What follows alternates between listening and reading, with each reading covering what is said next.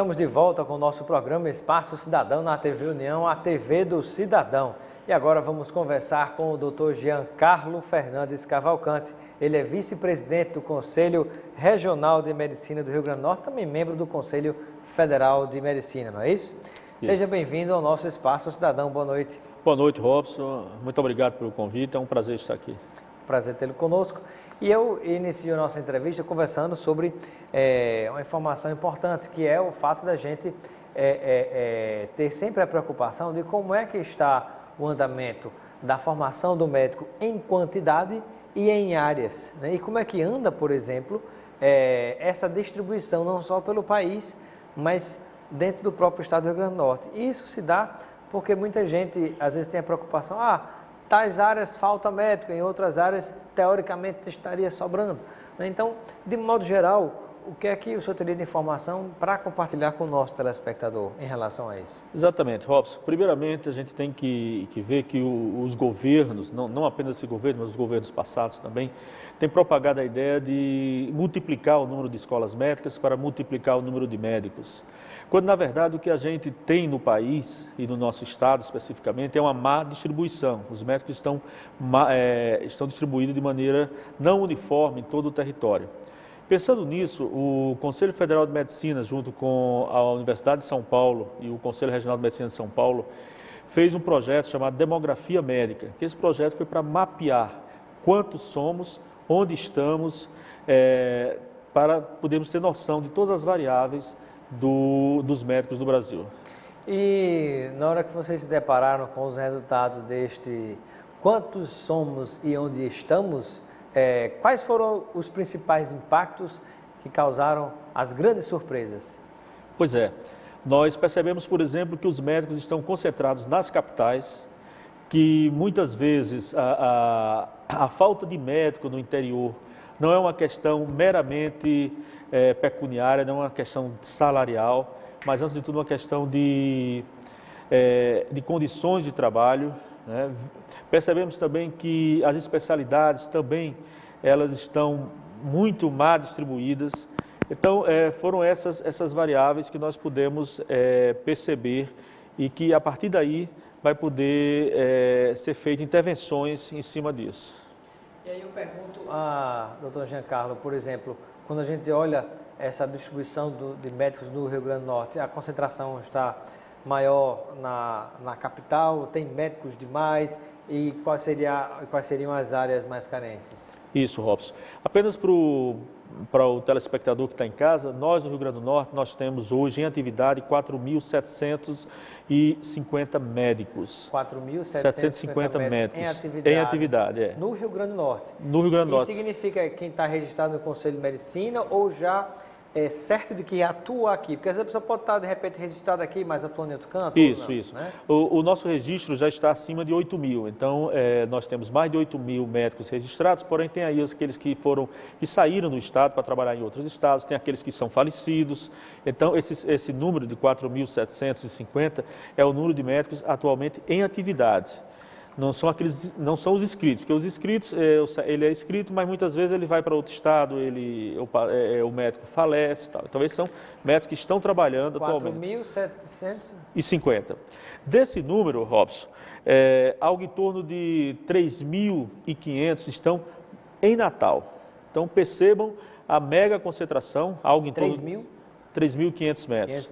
Algo em torno de 72%, por aí, dos médicos do Rio Grande do Norte estão na capital do estado. Perceba a distorção na distribuição desses médicos em todo o nosso território.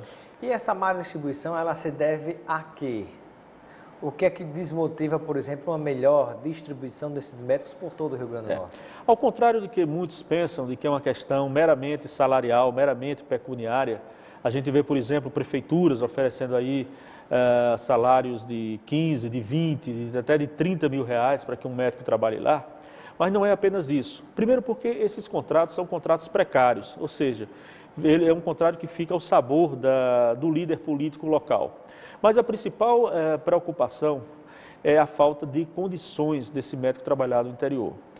Você sabe, Robson, que hoje tudo é judicializado. Então, você colocar um médico para atender a população em um hospital, em um posto de saúde, onde ele não tem as mínimas condições de trabalho, então é um risco para a sociedade que vai ser atendida e é também um risco do médico ser demandado judicialmente por Mesmo uma coisa... trabalhando no serviço público, é o médico que é demandado em caso de algum problema ou seria o poder público?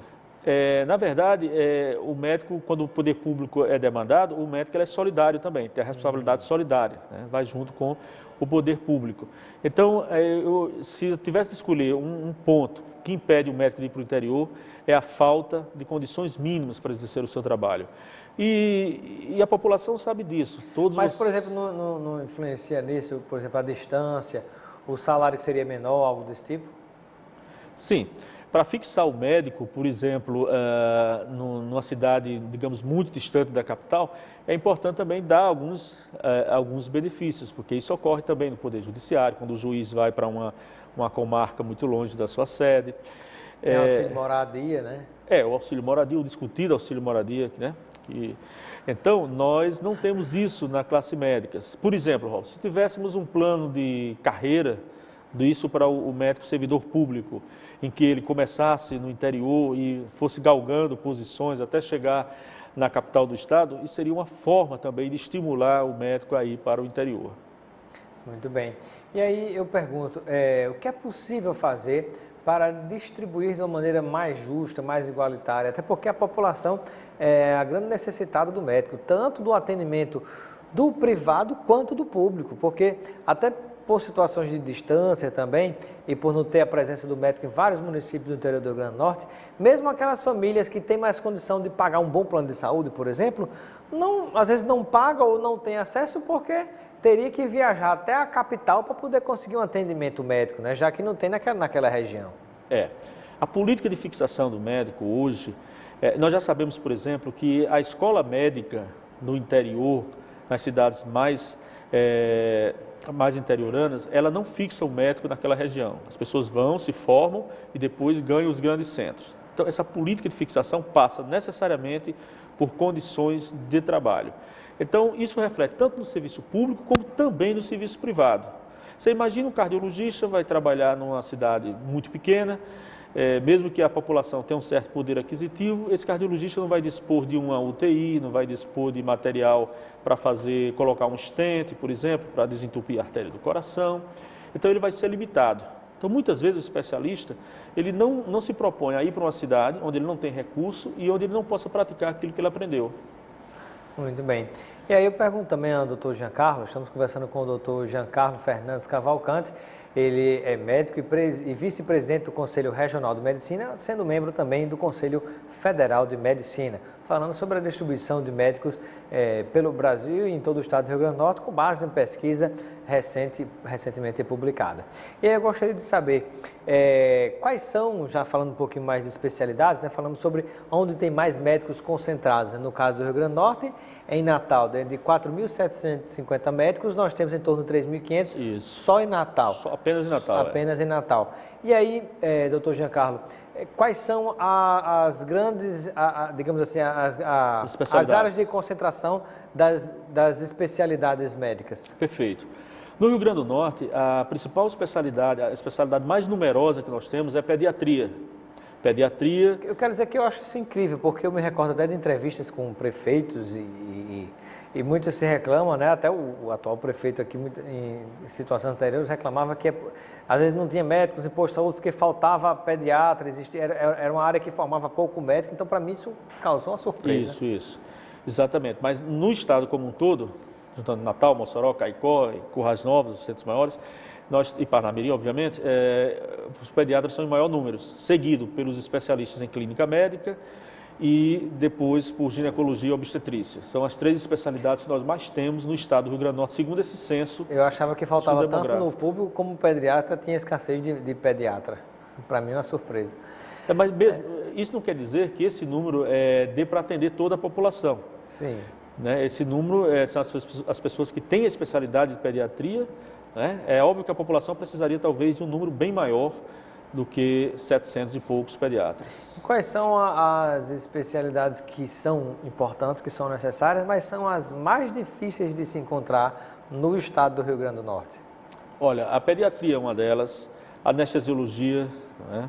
A pediatria? Porque você imagine, 745 pediatras... É a que mais tem médicos especializados, mas também é a que mais falta. Veja que nós temos uma população de 3,5 milhões no Rio Grande do Norte. Nós somos 3 milhões e meio de pessoas. E para apenas 700 pediatras, talvez não seja o suficiente para atender essa demanda.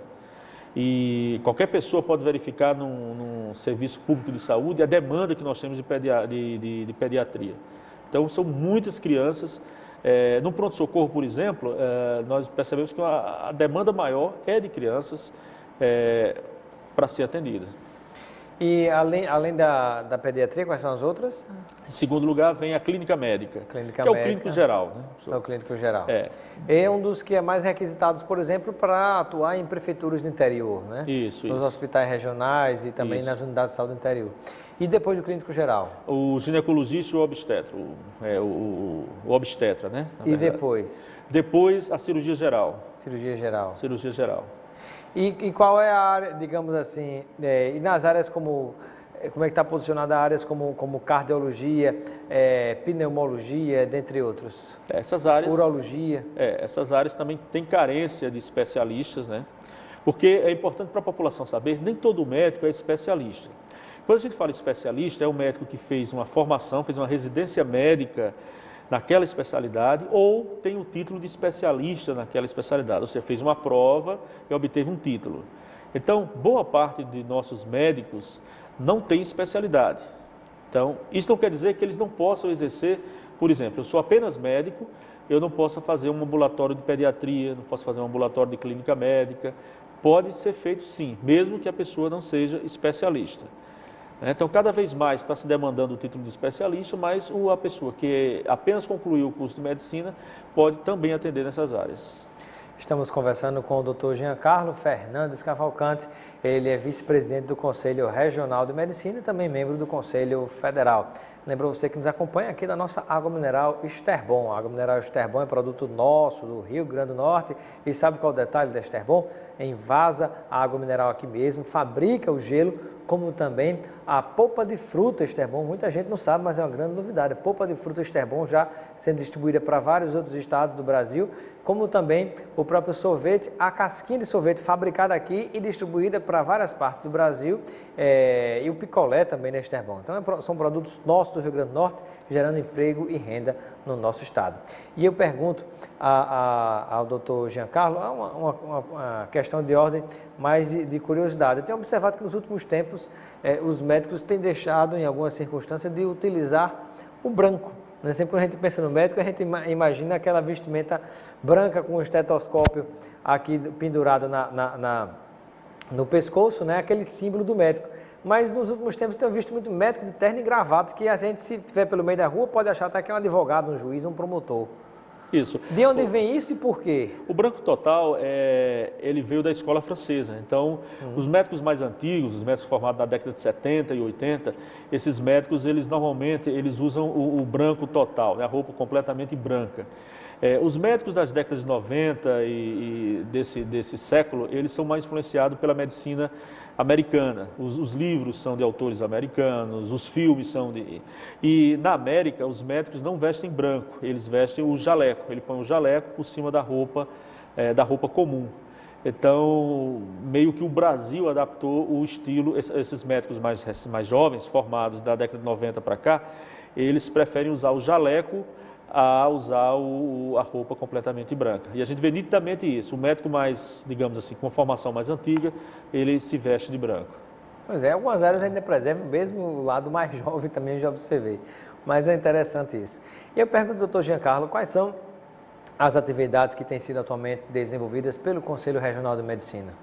O Conselho Regional de Medicina, na sua função básica, ele tem duas proposições. Primeiro, fiscalizar o exercício da medicina e segundo, uma função judicante, julgar aqueles médicos que cometeram infrações éticas. Então, o Conselho... Tem punição por parte parte do conselho ou ainda há aquela história do corporativismo e muita gente acaba deixando por isso mesmo? Ao contrário do que muita gente acredita que o Conselho é um órgão de defesa do médico, isso quem faz é o sindicato e a associação médica. O CRM, o Conselho Regional de Medicina, é um órgão de defesa da sociedade. E nós somos hoje, dentre os conselhos de fiscalizadores de profissões, as autarquias, como o CREA, a OAB, que tem uma natureza especial, nós somos o conselho que mais pune. E basta vocês acessarem o site do Diário Oficial da União e colocar lá o Conselho Federal de Medicina, que vocês vão ver publicado todas as punições, cassações, suspensão do exercício profissional que os médicos sofrem. Então, isso acontece pelo Conselho Federal? Não, isso ocorre nos conselhos regionais e o Conselho Federal de Medicina, ele funciona como uma espécie de tribunal recursal. Então, as pessoas que são condenadas nos regionais recorrem ao Conselho Federal de Medicina. É a última instância. É a última instância. É como se fosse, entre aspas, um Tribunal Superior de Ética, que nada mais é do que isso. É a instância recursal. E tem então, quem publica uma extinção digamos assim, de número de CRM é o Conselho Federal. O Conselho Federal de Medicina. Em última instância, sim. Em última instância. E todos esses processos são publicados no Diário Oficial da União. Então, para comprovar o que eu estou dizendo, basta verificar o site do Diário Oficial da União, que vocês vão ver lá o número de cassações que o Conselho Federal de Medicina faz todos os meses. E um outro assunto que a gente pode falar a respeito das demais atividades que são desenvolvidas pelo Conselho Regional de Medicina. Além dessa fiscalização, tem algum evento programado, sim, algo que vise a trazer mais qualificação e conhecimento para os médicos? Sim, o Conselho está se aproximando cada vez mais da sociedade e também dos médicos. Então ele deixou de ser um órgão meramente judicante e fiscalizador e hoje é um órgão de educação. Nós temos, por exemplo, um programa de educação médica continuada para os médicos que atuam no SUS, na atenção básica do SUS. Nós temos convênios com a OAB, por exemplo, para que a OAB forneça um defensor dativo para aquele médico que está sendo julgado e que não respondeu aos chamados do Conselho, não está desaparecido. Então, para que ele possa ter a sua defesa feita, então a OAB nos fornece o defensor dativo, né? Nós temos o projeto de apoio às vítimas de crianças desaparecidas, às famílias vítimas de crianças desaparecidas. Nós temos protocolo para quando um médico suspeitar de que aquela criança pode estar entre as crianças desaparecidas, como ele vai agir nesses casos, a quem ele deve informar essa suspeita. Então nós estamos se aproximando cada vez mais da sociedade e dos médicos em geral. Doutor Giancarlo, há algo sendo feito, por exemplo, em relação à questão que no dia a dia tem sido muito discutido pelas pessoas, como também pelos próprios médicos, que diz respeito a algumas relações absolutamente antiéticas, que extrapolam a ética, entre profissionais da medicina e vendedores de medicamentos, os representantes de medicamentos e a indústria de medicamentos. Há muitos casos que são comentados nos bastidores, e vez ou outra vem à tona na mídia, de, por exemplo, médico que ganhava um percentual porque receitava determinado medicamento, ou se não ganhava o dinheiro por medicamento, mas no final do ano ganhava uma viagem, tinha médico ganhando carro, ganhando outras coisas, porque indicava determinado medicamento, ou mesmo porque receitava determinado, vamos dizer assim, peça, material cirúrgico que nem seria necessário, mas foi incluído aquilo e o particular, o público acabou pagando. Então, o que é que tem sido feito nesse sentido? Existe sim. Existe uma banda podre da medicina, vamos chamar assim, de profissionais médicos que obtêm benefícios da indústria farmacêutica e da indústria de material, indicando cirurgias desnecessárias, indicando material de maneira desnecessária e recebendo comissões, né? Comissões, benesses, propina. Propina, na verdade, propina. São profissionais que precisam ser extirpados da medicina, né? Isso é um caso de infração ética, mas também um caso de polícia, né? E normalmente a justiça trabalha junto com o CRM, quando nós tomamos conhecimento. É caso de polícia federal ou local? Depende da natureza do crime. Se for, então, no Brasil, nós já tivemos algumas prisões, nós tivemos no Rio de Janeiro, nós tivemos no Rio Grande do Sul, em São Paulo, prisões de médicos que se beneficiavam desse tipo de relação de promiscuidade profissional. Então, existe isso realmente. E no Rio Grande do Norte? No Rio Grande do Norte, nós não temos assim nenhuma ação, tanto da Justiça, não que eu conheça, nem já tivemos algumas ações éticas em relação a isso. Mas acho que promovidas pela Polícia Federal, né, em relação acho que cirurgias ou neurocirurgias que alguns acabaram depondo na Polícia Federal. Me parece que tem andamento uma investigação nesse sentido. De materiais utilizados sem necessidade. Eu desconheço, mas é muito importante a participação da polícia nesse tipo de crime, porque muitas vezes você só consegue provar isso aí através de escutas autorizadas legalmente, através de um trabalho policial, de investigação policial, né? Que não é competência, não há competência legal do CRM, que é um órgão administrativo, para fazer investigação. Mas uma vez a polícia investigando e o médico sendo indiciado, ou sendo provado, imediatamente o Conselho abre o processo ético profissional para excluir. É muito importante que a polícia veja isso, é muito importante que a população ajude denunciando, indo ao Conselho, indo à polícia. Como é possível fazer uma denúncia para que o Conselho venha apurar sobre uma suspeita de algum comportamento antiético por parte de um médico, seja no atendimento médico-paciente, que às vezes por parte de alguns maus profissionais acontece também, né, de um assédio, coisa desse tipo, ou mesmo num caso como esse, né, que se percebe que está se receitando de mais determinado medicamento, que talvez não fosse necessário, mas ele ganha uma comissão por trás, não é? Às vezes tem um patrimônio incompatível com o seu rendimento, com o seu salário. E aí, também no caso, o que é necessário para a pessoa fazer essa denúncia? Bom, do ponto de vista ético, ele tem que ir ao Conselho Regional de Medicina, aqui em Natal, na Avenida Rio Branco, ou em uma das delegacias dos conselhos em Mossoró, Caicó e Pau dos Ferros. Então ele vai, faz a sua denúncia, protocola a sua denúncia, recebe um número de protocolo através do qual ele pode acompanhar passo a passo aquela denúncia, a tramitação daquela denúncia. Então é aberto uma sindicância que corresponde na Justiça ao inquérito. É aberto uma sindicância onde o médico vai ser ouvido, as testemunhas vão ser ouvidas e aí vai ser aberto ou não, vai ser arquivado ou aberto um processo ético profissional. E nesse processo ético profissional o médico pode ser inclusive cassado. Então se ficar aprovado aquela infração ética. Então qualquer pessoa pode ir a uma dessas delegacias em Mossoró, Pau dos Ferros, Caicó ou até mesmo em Natal, na sede, e ir lá mesmo fazer a sua denúncia. A sede de Natal é na descida da Rio Branco, né? Exatamente. Pertinho do Colégio Salesiano ali.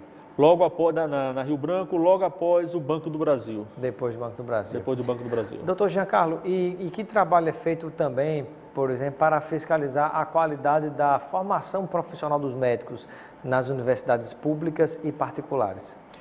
Esse é um problema que a gente vem trabalhando há muito tempo, desde a questão do Mais Médicos. O programa Mais Médicos, que é aquele programa do governo federal para levar médicos aonde não tem médico, ninguém pode ser contra o programa Mais Médicos, ninguém de sã consciência. A questão era a qualificação desses médicos estrangeiros que não era aferida pelo governo brasileiro. Então, chegaram muitos médicos, especialmente de Cuba, que nós não sabíamos se realmente eram médicos, porque em Cuba nós temos dois tipos de formações médicas diferentes. Então, nós não tínhamos como comprovar, como mensurar se aquelas pessoas eram médicas e se eram, se tinham capacidade para atender a população. Porque médicos estrangeiros nós temos aos montes no Canadá, na Austrália, na Nova Zelândia. Ninguém é contra a presença do médico estrangeiro no Brasil, mas nós precisamos saber a procedência e a qualidade desse médico. Existe uma prova. Existe uma prova do médico formado fora do país, chamado de revalida, essa prova para revalidar o diploma de médico dele, obtido fora do país, e ele ser um médico igual ao médico formado do Brasil. Eu digo igual porque nós temos muitos brasileiros que se formaram em Cuba, no Paraguai, na Bolívia, e vêm para o Brasil e tem que fazer o revalida. Acontece que a lei do Mais Médicos, que é uma lei específica, ela extinguiu essa necessidade, esse pré-requisito para o médico do programa Mais Médicos. Então, um médico cubano ou de qualquer outra nacionalidade que vinha trabalhar no programa Mais Médicos, ele não precisava fazer ele não precisa fazer o revalida, ele chega aqui e trabalha como médico. Então, essa foi a grande questão que as entidades médicas eles bateram junto ao governo contra essa posição. E com relação à formação do médico brasileiro no Brasil, seja a partir das faculdades particulares ou faculdades públicas? Mais uma vez, a gente vê no Brasil uma questão de você burlar a lei. O que diz a lei? Que para se ter uma faculdade de medicina, é imprescindível que se tenha um campo de prática, ou seja, um hospital, para que se possa... Então, de repente, começaram a ser abertas escolas de medicina em todo o país, em cidades que sequer tinham hospital.